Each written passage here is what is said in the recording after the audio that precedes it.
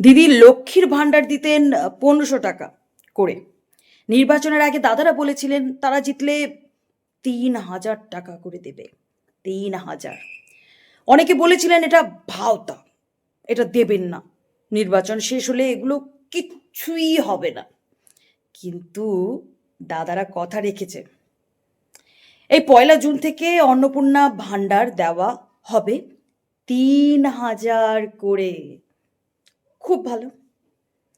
কিন্তু আমার মনের কথা হচ্ছে যে সব ভদ্র মহিলারা ভোটের সময় সোশ্যাল মিডিয়ায় এসে চিৎকার করে বলেছিলেন যে আমরা লক্ষ্মীর ভাণ্ডার চাই না, আমরা ভিক্ষে চাই না, ভাতা চাই না, আমরা শিক্ষা চাই, স্বাস্থ্য চাই বলে নিজেদের কথা সোশ্যাল মিডিয়ায় ভাইরাল করেছিলেন। সেই সব ভদ্র মহিলাদের কাছে আমার অনুরোধ, আপনাদের যদি ন্যূনতম আত্মসম্মান বোধ থাকে, যদি লজ্জা থাকে, যদি একটুকু বিবেক বা মনুষ্যত্ব থাকে, তাহলে মুচলেকা দিয়ে অন্নপূর্ণা ভাণ্ডারের টাকা নেওয়াটা বাদ দিন।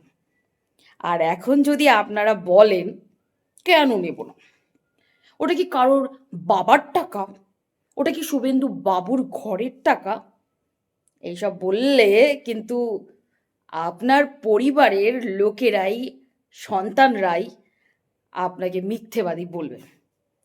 কারণ আপনি 1 মাস আগে এরকম কথা বলেছিলেন, আর আজকে অন্যরকম কথা বলছেন। 1 মাস আগে আপনারা লক্ষ্মীর ভাণ্ডার ভাতা বলে, ভিক্ষে বলে যখন অপমান করেছিলেন, তখন মা লক্ষ্মী আপনাদের পাপ দিয়েছিলেন।